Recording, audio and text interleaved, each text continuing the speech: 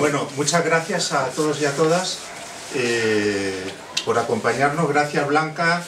Gracias a la Casa de Cultura, que a pesar de todo, a pesar de la política de tierra quemada de este ayuntamiento, pues sigue viva, aunque sea de esta manera precaria, ¿no? Quiero comentar cómo vamos a organizar. Esto no es tanto un curso, aunque en la Casa de Cultura hacíamos cursos que denominábamos de manera intencionada economía para no economistas, porque la economía tiene que salir del perímetro de los técnicos y tiene que salir del perímetro de la academia. Haremos 2 sesiones sobre la inflación. Claro, hablar de la inflación es hablar de los precios y de un montón de cosas relacionadas con los precios, que para no meter las sesiones en un totum revolutum, podríamos diferenciar 2 cosas. Por un lado, la que quisiera que fuera el centro del debate de esta sesión, que es los salarios, porque de eso hay mucho que hablar, y lo que quisiera que fuera la sesión del 19, que será dentro de 2 miércoles, donde hablaremos de otros asuntos que tienen que ver de alguna manera con la inflación y que están relacionados bien como causas, bien como efectos. Hablaremos de la guerra, de la invasión de Ucrania, pero hablaremos también del cambio climático, hablaremos de las políticas de los bancos centrales, hablaremos del sur global, es decir, muchos temas. Esta segunda sesión para mí resulta compleja porque es meter muchos ingredientes que nos llevaría un montón de tiempo a analizar. Pero haré el esfuerzo de, en esa segunda sesión, plantear 5 o 6 cosas que yo considero que son nucleares en el debate de la inflación y que no pueden estar fuera. He puesto un título: Inflación, salarios y lucha de clases. Lo de la lucha de clases no es un error, ni es una salida de tono. Es que yo estoy convencido de que la inflación es el resultado de un enfrentamiento, de una pelea entre clases sociales. Y para entender qué es lo que está ocurriendo con los precios, para entender qué políticas se están aplicando y también para visualizar alternativas, es imprescindible introducir el conflicto. Es imprescindible introducir lo que yo llamaría pugna distributiva. Por lo tanto, quiero hablar de la inflación, pero quiero salirme también de ese debate técnico en el que a veces se encuentran tan cómodos los economistas, o nos encontramos tan cómodos. Un debate técnico y con frecuencia ininteligible.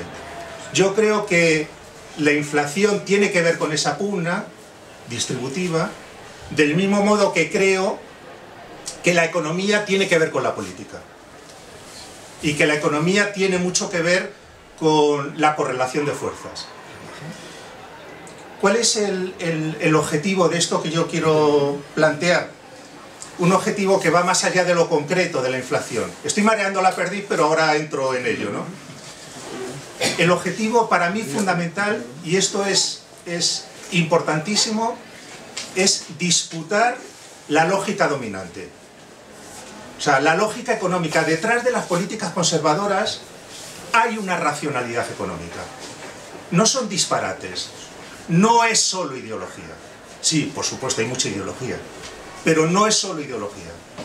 Hay una racionalidad económica que es necesario desvelar. Y hay que entrar en ese debate. Porque si los que queremos hacer economía crítica nos situamos en la trinchera, estamos fuera del debate. Sí, en la trinchera, peleando. Es que yo no quiero estar ahí. Y no creo que debamos estar ahí. Debemos estar discutiendo la lógica económica del pensamiento conservador, que es dominante. Por supuesto, en las universidades es abrumadoramente dominante. A pesar de que ha llovido mucho, sigue siendo abrumadoramente dominante. Y para mí lo fundamental es llegar a la conclusión de que frente a esa lógica existe otra manera de construir el razonamiento económico. Se pueden hacer las cosas siguiendo otra hoja de ruta, que también es racional desde el punto de vista económico, pero obedece a otra racionalidad. Y que se imponga esa otra racionalidad tiene que ver con lo que decía antes, tiene que ver con que haya una correlación de fuerzas favorable, tiene que ver con que haya movilizaciones sociales, tiene que ver con que quienes defienden esa lógica económica sean capaces de articular un movimiento social, capaz de imponer los intereses que sostienen esa otra lógica. Por lo tanto, esto es lo que yo quiero hacer, esto es lo que a mí me gusta hacer en estas conversaciones de economía. Y empezando con el tema de la inflación.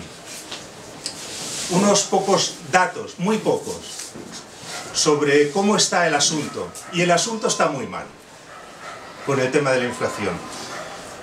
En datos de septiembre, sabéis, cuando se habla de inflación interanual, se está comparando septiembre de 2022 con septiembre de 2021. Otra cosa distinta es la inflación media de cada año, donde se hace la media aritmética de las inflaciones mensuales. Eso es otra cosa. Pero es que la inflación interanual está en el 9%. Hace décadas que España no conocía una inflación de ese calibre. Y el mes pasado estaba en el 10%, batiendo un récord histórico. En septiembre ha mejorado algo, pero la situación sigue siendo muy mala. Pero es que, si ponemos el foco en otros países europeos, ¿cómo les va al resto? Les va muy mal también. Los países bálticos tienen inflaciones que superan el 20%. Y Holanda tiene un 17% de inflación. Grecia un 12%. Y Alemania, fijaros Alemania, que siempre ha sido el campeón de la lucha inflacionista, que temblaba con el crecimiento de los precios. Alemania tiene una inflación del 11%. En septiembre. Pero, claro, cuando hablamos de indicadores promedio, y me gusta hacer este comentario, cuando hablamos de cualquier indicador promedio, estamos mareando la perdiz, porque detrás de ese indicador promedio se ocultan situaciones muy dispares. Según los datos del Instituto Nacional de Estadística, que he recogido hace unos días, la inflación en España es del 9%, pero los combustibles han aumentado los precios en agosto, que es el último dato que yo tengo, el 80%. Agosto 2022, agosto de 2021. El gas el 25%, la electricidad el 60%, la leche, el queso y los huevos el 20%, pan y cereales el 20%, productos alimenticios el 15%, legumbres y hortalizas el 15%. Por lo tanto, tenemos una inflación altísima, que es mucho más alta en aquellos bienes y servicios que consumen más los grupos más vulnerables. Por lo tanto, tenemos esos dos elementos que hay que retener. ¿Y cómo puede evolucionar la inflación? ¿Quién sabe? ¿No? Ahora mismo cualquier pronóstico es un brindis al sol. Continuamente se hacen pronósticos, el Fondo Monetario Internacional, el Banco Central Europeo, la Comisión Europea, para rectificarlos a la semana siguiente. Pero los pronósticos es que están determinados por un conjunto de variables que es imposible poner sobre la mesa. ¿Cómo evolucionará la guerra? Que tiene toda la pinta de que se va a cronificar y se va a agravar. ¿O qué sucederá con los alimentos? ¿Y qué sucederá con el comercio internacional? ¿Y con las inversiones directas de las transnacionales? ¿Y con las perturbaciones financieras? ¿Y con la posible aparición de nuevos conflictos? Que parecería que es el que busca Estados Unidos con China. ¿Y qué sucederá con la aparición de otras pandemias? Lo que yo quiero plantear es que el escenario en cuanto a los precios, el escenario es sombrío, pero es imprevisible. No obstante, se hacen previsiones. El último informe que apareció hace un par de días de la OCDE, que es la Organización para la Cooperación y el Desarrollo Económico, decía que en 2022, en este año, la inflación en la zona euro, de la que formamos parte, será del 8%, la inflación media anual. Y en 2023 del 6%. Y en España tendremos una inflación este año del 9%. Y lo que sucederá en 2023 y sobre todo en 2024 nadie lo sabe. Cuando se decía, no, en 2023 volveremos a la inflación de antes. No, seguirá habiendo una inflación elevada. Y las previsiones más optimistas sitúan que posiblemente, sometido todo a un criterio muy aleatorio, posiblemente en 2024, estamos en 2022, posiblemente se alcanzarán los niveles previos a la crisis. Por lo tanto, el escenario es incierto y es pesimista. ¿La inflación es mala para la economía? Indudablemente. Porque no se trata de un crecimiento moderado de los precios que significaría que la economía está funcionando. No es el objetivo que tenía el Banco Central Europeo cuando decía, no, mi objetivo es un crecimiento del 2% de los precios cada año, porque eso significa que el coche funciona.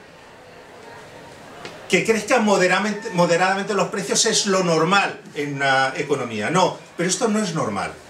Esto es una inflación disparada, sin control. ¿Y es mala para la economía? Sí, se mire desde donde se mire. Por supuesto, la inflación aumenta la desigualdad. Luego hablaré del tema de los salarios.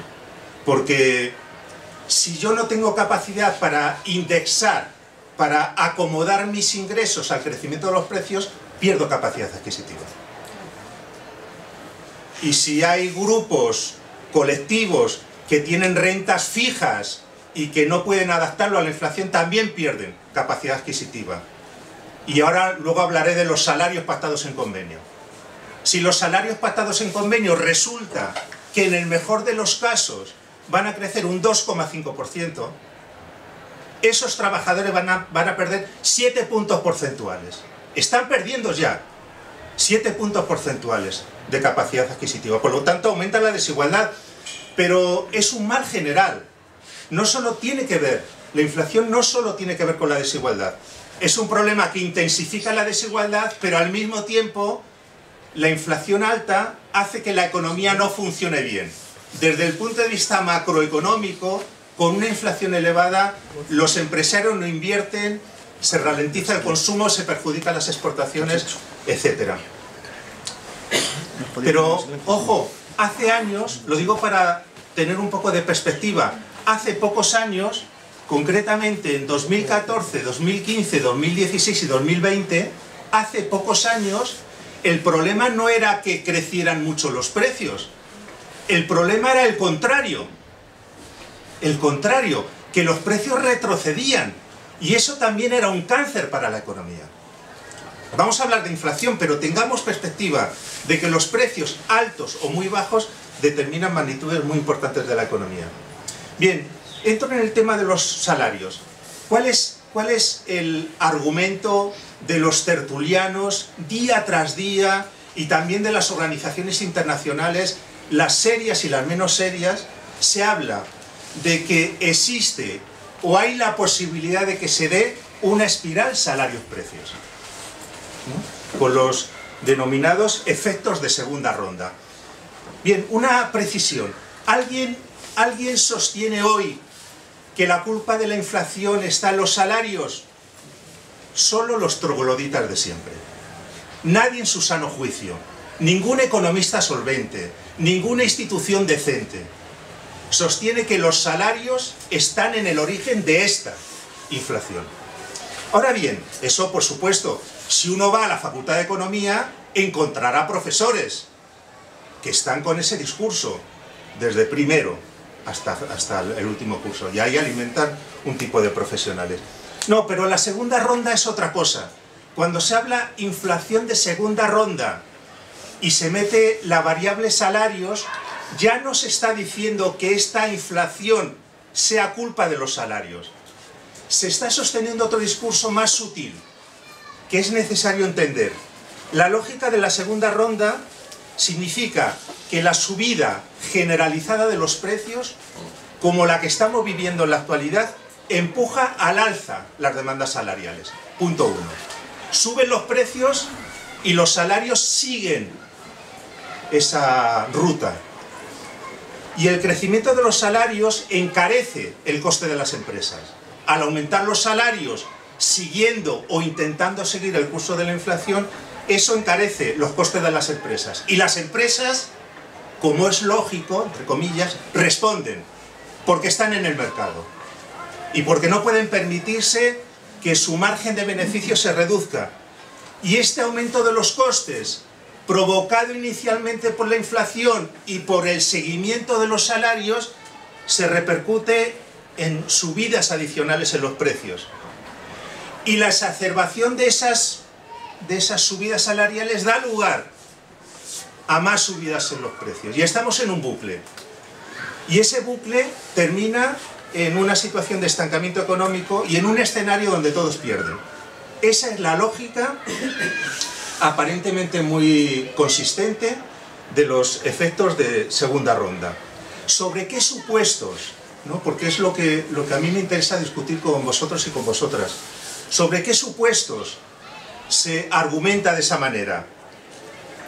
En mi opinión, sobre dos supuestos básicos. Los trabajadores tienen capacidad para indexar los salarios. Pues claro, es muy fácil decirlo. Suben los precios y los salarios siguen la evolución de los precios. No, pero detrás de ese razonamiento es que los salarios tienen capacidad, tienen poder para indexar los salarios. Tienen poder para que los salarios crezcan más que los precios. Punto uno, que hay que retener. Y punto dos, que muy a menudo se pasa sin poner el foco ahí, que los salarios son el coste más importante soportado por las empresas. Porque cuando se habla de salarios, costes, precios, parecería o se supone que los costes laborales son el coste más importante de las empresas. Claro, si yo acepto estos dos supuestos, entonces acepto el conjunto del planteamiento. ¿Qué es lo que yo discuto? Porque estos dos supuestos son erróneos, en mi opinión. ¿Qué consecuencias se derivan de aceptar ese planteamiento, de aceptar esos dos supuestos? Si se dice que esto es lo que ocurre con los salarios, entonces los salarios no deben conectarse a los precios. Los salarios deben descolgarse de la evolución de los precios. Es la conclusión evidente en términos de política económica. Si los salarios pueden provocar un efecto de segunda ronda, mi recomendación de política económica, como economista profesional, es desconectar. Que los salarios se rezaguen, que los salarios se descuelguen del crecimiento de los precios. Y por lo tanto, segunda consecuencia, es que los trabajadores tienen que aceptar, por razones económicas, tienen que aceptar perder capacidad adquisitiva. Porque no queda otra alternativa. Si queremos una economía que funcione, si queremos luchar eficazmente contra el crecimiento de los precios, los trabajadores obligatoriamente, para que no se produzca el efecto de segunda ronda, los trabajadores obligatoriamente tienen que aceptar perder capacidad adquisitiva. Incluso tienen que dar por bueno que aumente el desempleo. Es un peaje. El aumento del desempleo en esta lógica es un peaje, porque si aumenta el desempleo bajan los salarios. Si aumenta el desempleo hay una presión por parte de los trabajadores para trabajar a cualquier precio, para conseguir un empleo sea cual sea el salario. Si aumenta el desempleo, si se llega a una dinámica económica donde el desempleo aumenta, no es tan malo, estoy hablando en términos económicos. Intentando entender presión a la baja los salarios y finalmente conseguimos el objetivo, que no es otro que bajar los precios. Los salarios. Bajar los salarios, perdón.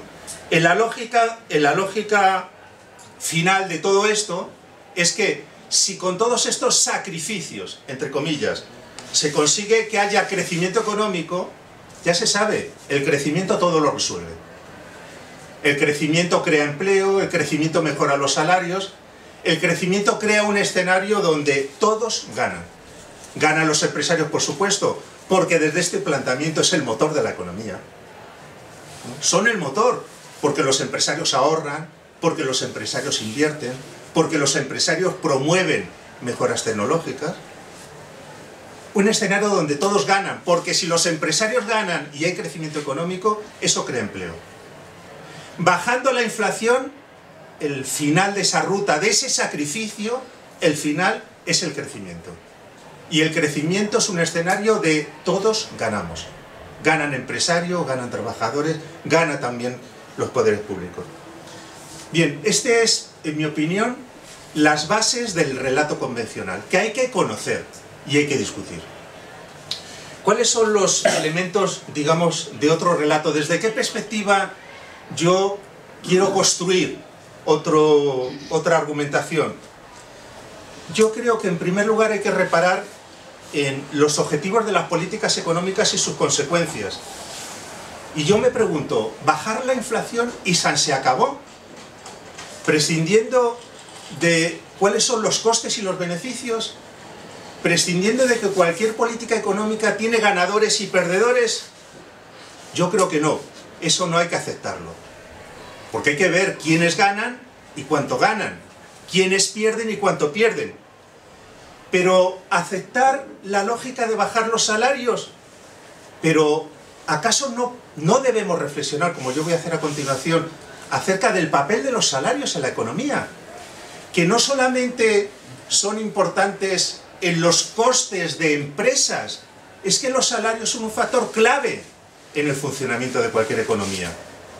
Determinan el consumo, determinan la inversión, pero también determinan la cultura empresarial. Porque ya lo sabemos en este país, los salarios bajos han dado lugar, han creado las condiciones para una cultura empresarial depredadora. Bajar los salarios es un mensaje.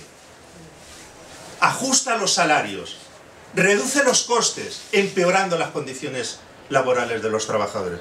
Por lo tanto, yo creo que eso hay que plantearlo. Por otro lado, se habla de salarios. Antes he dicho la trampa de los agregados. Y es que los economistas estamos especializados en hablar con un lenguaje tramposo, ¿no? Aumentan o se reducen los salarios, ¿pero de quién? Cuando hablamos de salarios, ¿de qué estamos hablando? El Instituto Nacional de Estadística, con datos que estoy deseando que actualice para 2021, yo los que tengo es de 2020, resulta que el 10% de los trabajadores que tienen salarios más bajos ganan 500 euros. 500 euros. Y el 10% de los trabajadores que tienen salarios más altos ganan 5.000 euros. Salarios promedio, hagamos el promedio y todos felices. Hagamos el promedio de los salarios, hagamos el promedio de la renta per cápita, hagamos el promedio de la productividad del trabajo y continuamos viviendo en una economía tramposa. No, es que las diferencias son muy grandes. Y estas son las diferencias de las retribuciones que recoge el Instituto Nacional de Estadística. Vayamos a las retribuciones asimismo laborales de los directivos, que son salarios, también. Por supuesto, los directivos y los grandes ejecutivos reciben una parte de los beneficios en concepto de participaciones diversas, pero también reciben, su mayor parte son salarios. Pero es que los análisis que hace Oxfam y otras organizaciones al respecto, pero es que las diferencias entre lo que perciben los ejecutivos de las empresas que cotizan en el IBEX son de 300, 400, 600 y 1000 veces el salario medio de los trabajadores. Que no es un 300% más alto, son 300 veces. Por lo tanto, ¿es lícito seguir hablando de salarios en general? No. Sí, vale, hablemos de salarios para hablar de inflación. Entremos en ese tema, pero no me cuentes milongas. No me hables de los salarios como si fueran un agregado, porque hay grandes diferencias entre los trabajadores pobres, que por cierto, en España están aumentando. Más de 2 millones de trabajadores con empleo viven por debajo del nivel de la pobreza. Mensaje importante, porque resulta que el empleo no saca a la gente de la pobreza. Que es también el mensaje de los economistas conservadores. Trabaja. No, trabaja, pero sigue siendo pobre. 2 millones de trabajadores en España siguen siendo pobres. Pero antes hablaba para hablar de la situación actual, de los salarios, cómo están creciendo en 2022. Por supuesto necesitamos mucha información porque todavía faltan datos, pero ojo, los convenios colectivos según las estadísticas, ¿no? Lo digo para el tema del efecto segunda ronda, ese empuje formidable de los salarios que están presionando y creando una dinámica inflacionista. Resulta que según las estadísticas del Ministerio de Trabajo y Seguridad Social, hasta abril de 2022, los salarios pactados en convenio suben el 2,4%. Y la subida real de esos salarios pactados en convenio se sitúa en el entorno del 2%. Los que no han firmado convenio no están subiendo. Y las cláusulas de indexación salarial que se recogen en los convenios afectan solo al 26,9% de los convenios firmados. Por lo tanto, ojo, pocos convenios y pocos convenios con cláusula de indexación salarial. Y mucho menos todavía convenios con cláusula retroactiva, ¿no? ¿Entendéis lo que quiero plantear? Convenios colectivos, la mayor parte de los trabajadores ahora mismo no están firmando convenios, ¿no? Las patronales ya saben cuál es el tema, ¿no? Están en su pelea política, erosionar al gobierno cueste lo que cueste. Pero es que los convenios colectivos son un porcentaje pequeñísimo y los que tienen indexación salarial menos todavía. Y los que en el caso de aplicarse esa cláusula se aplicaría tuvieran cláusula restrictiva todavía menos. Pero hay una cosa interesante con el tema de los salarios. Cuando se habla del esfuerzo de los salarios, y yo me pregunto, qué indecencia sostener ese discurso cuando desde la introducción del euro estamos hablando de 2000 y ahora estamos hablando en 2022. Han pasado 22 años. Desde la introducción del euro en 2000, el peso de los salarios en la renta nacional se ha reducido en 5 puntos porcentuales, ¿no? ¿Entendéis? Cuando hablamos de masa salarial, la masa salarial puede ir a dos sitios. O se convierte en salarios o se convierte en beneficios.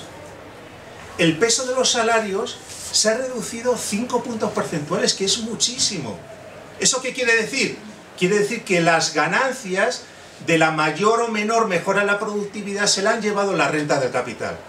Se han convertido en beneficios empresariales y en dividendos para los accionistas.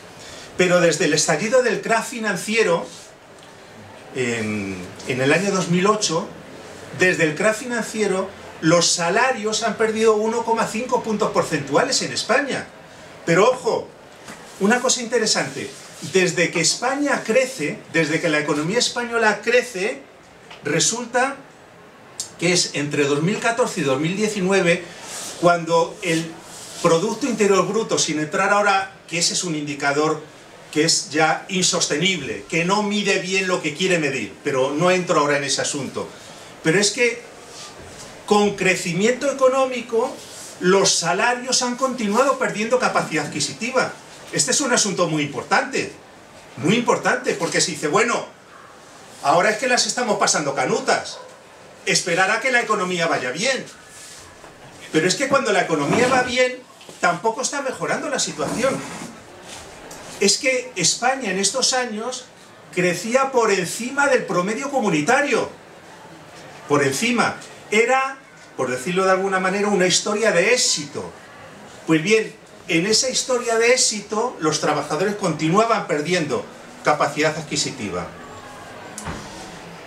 Pero estamos hablando de los salarios nominales y reales, pero ¿qué sucede si nosotros introdujéramos dos variables, una de las cuales solo la puedo mencionar porque yo no he encontrado todavía información buena, y es qué sucede si encontramos información con que los trabajadores que tienen un empleo, los privilegiados, resultan que trabajan a un ritmo más intenso? ¿Qué sucedería si en el mismo horario se les obliga a trabajar más intensamente? No tenemos información de esto, pero hay una organización de la Comisión Europea, que se llama Eurofound, que hace informes quinquenales, y yo estoy esperando este. porque es muy interesante. Y en el último informe decía que el 33% de los trabajadores encuestados en España decían que trabajaban con mucha intensidad y un 35% decían que trabajaban con plazos muy estrictos. Esto, claro, dicho así el dato, no dice mucho, aunque por otro lado es interesante. Es necesario que los sindicatos hagan estudios cualitativos, porque no se trata solo del salario nominal o del salario deflactado con la inflación. Es necesario saber cómo están las condiciones de trabajo, porque yo puedo tener un salario nominal X en una jornada laboral Y y resulta que mi salario real se está reduciendo, porque trabajo más intensamente, trabajo con más sofoco, trabajo con más presión, trabajo a lo mejor con menos tiempos muertos, menos tiempos de descanso. Estos datos, en mi opinión, son absolutamente claves, porque yo sigo pensando que no es suficiente crear empleo, aunque sea necesario crear empleo. Pero este sí es un dato interesante. El Instituto Nacional de Estadística, hablando de lo que es la presión salarial real, no la que ofrecen las estadísticas, resulta que en el segundo trimestre de 2022 el 49%, casi el 50% de todas las horas extraordinarias realizadas en la economía, y son muchas, la mitad de las horas extraordinarias son horas extraordinarias no pagadas, a beneficio de inventario.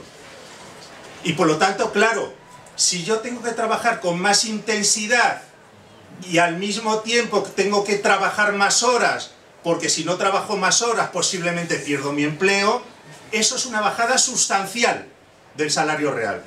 Y nosotros necesitamos tener más información.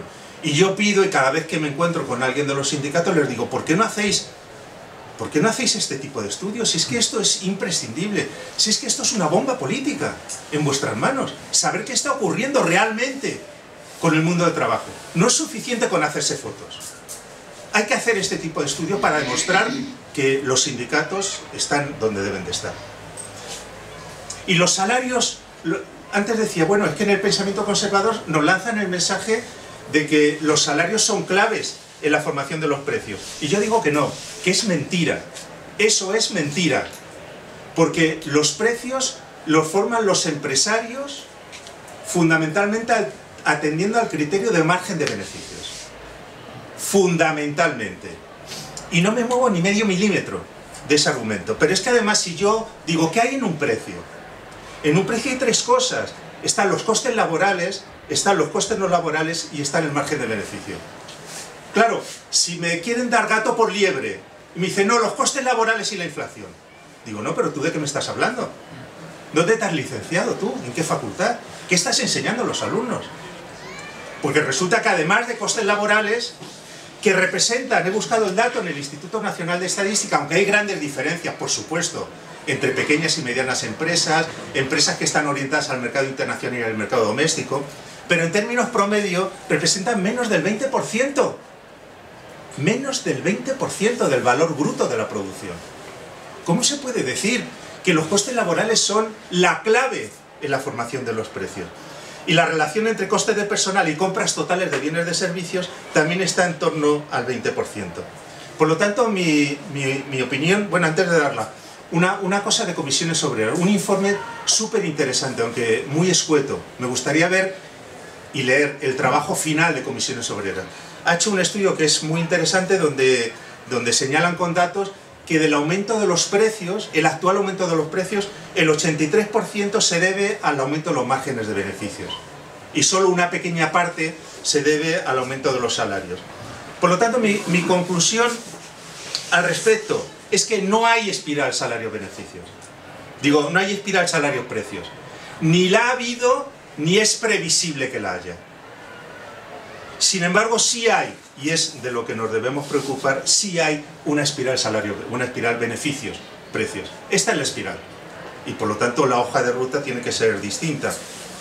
La inflación, por lo tanto, debe analizarse en términos de economía política. Hay un conflicto distributivo, y ese conflicto distributivo explica lo que antes señalado en los datos. ¿Por qué los salarios han estado perdiendo capacidad adquisitiva? ¿Y por qué, a pesar de la evidencia enorme de que no existe ese efecto de segunda ronda, joder, se sigue R con el soniquete de los salarios, de los efectos de segunda ronda, de la austeridad salarial? Y es que en el fondo, antes de entrar en algunos comentarios de la alternativa, en el fondo el discurso dominante que ha dominado en los últimos 20 años, que ha dominado en realidad desde que el neoliberalismo se ha apoderado de las agendas públicas, es que reprimir los salarios es bueno para la economía y de los gobiernos, y muchas veces de un signo y de otro. Hay que moderar los salarios, porque moderando los salarios la economía funciona. Este es el discurso, y esto es lo que yo creo que hay que discutir. Ya voy terminando. ¿Hay alternativas? Para mí sí, evidentemente. No digo, por supuesto, no digo que sean fáciles, no digo que sean inmediatas, pero hay alternativas porque hay otra lógica económica. Y porque esta lógica económica no funciona, ¿no? O sea, la lógica de seguir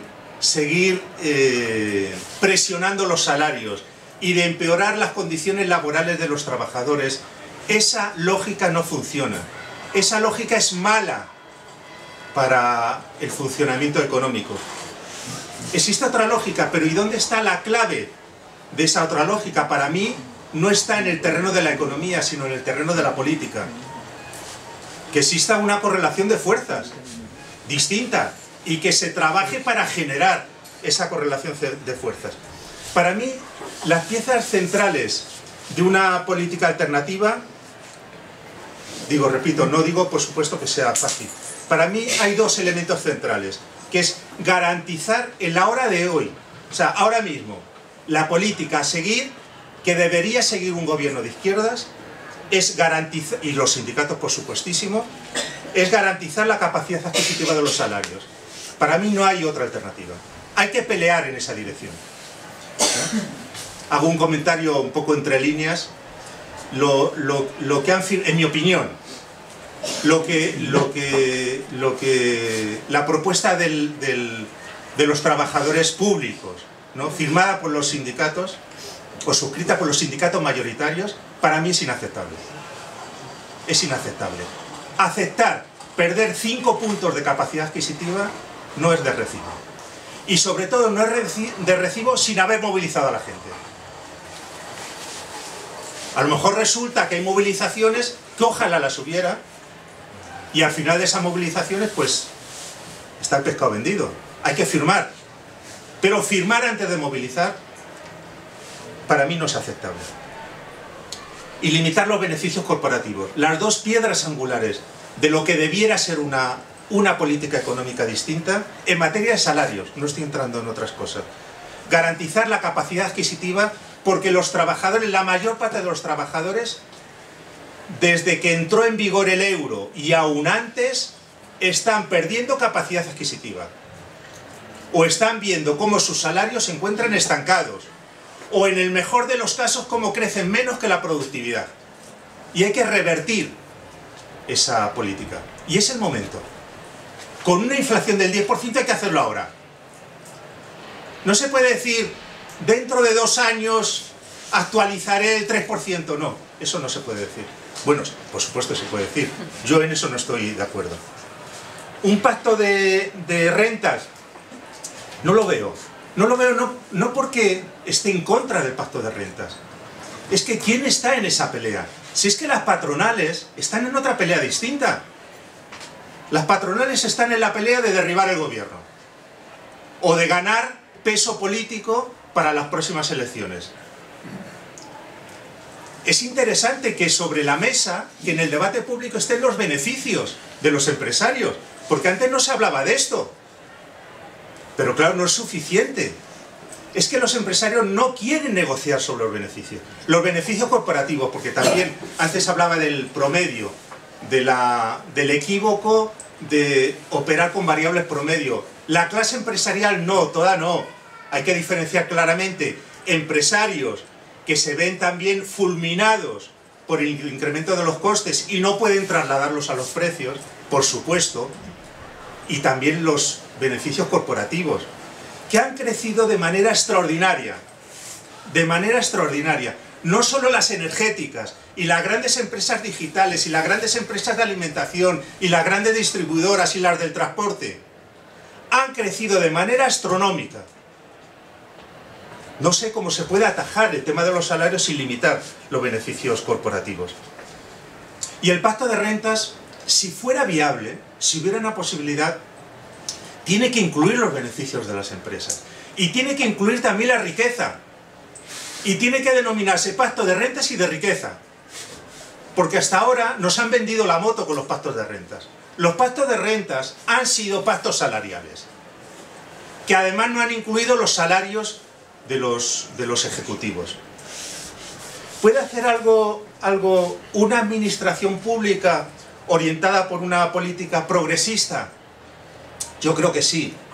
Al margen de lo que hagan los actores, al margen incluso de lo que hagan las patronales o los sindicatos, podría hacer, si aplicar una política progresista, puede hacer, por ejemplo, aumentando el salario mínimo, limitando los salarios más elevados, poniendo cota a los salarios más altos, que no están justificados y que además están conduciendo a un mal gobierno de las empresas. Los salarios de los altos ejecutivos generan una mala gestión empresarial. Podría limitar los salarios más elevados, poner condiciones en las empresas que contratan con la administración pública, poner un impuesto progresivo sobre los beneficios y la riqueza, no temporal, no para la foto, no, para la foto no, no para la coyuntura electoral, tampoco. Un impuesto de verdad, progresivo, cambiar el régimen tributario español, meter de verdad progresividad. Podría poner precios máximos a ciertos bienes y servicios imprescindibles para la población. Por lo tanto, la administración pública podría, si quisiera, ¿no?, si hubiera realmente una política de izquierdas. Y yo creo que finalmente, no lo veo en la agenda, pero yo creo que hay que revisar la reforma laboral en aspectos muy importantes. Porque esa reforma laboral, sin querer entrar a fondo en el debate, se ha quedado corta a la hora de consolidar derechos de los trabajadores. Y posiblemente se podría retomar el tema de la reforma laboral en la elaboración de un estatuto de los trabajadores, que aborde temas como la gestión y el coste del despido y la prevalencia de los convenios sectoriales y de rama. Cosas que han quedado desdibujadas en la actual reforma laboral. Por lo tanto, yo creo que se pueden hacer cosas y es el momento de trabajar en esta dirección. Bueno, pues nada más.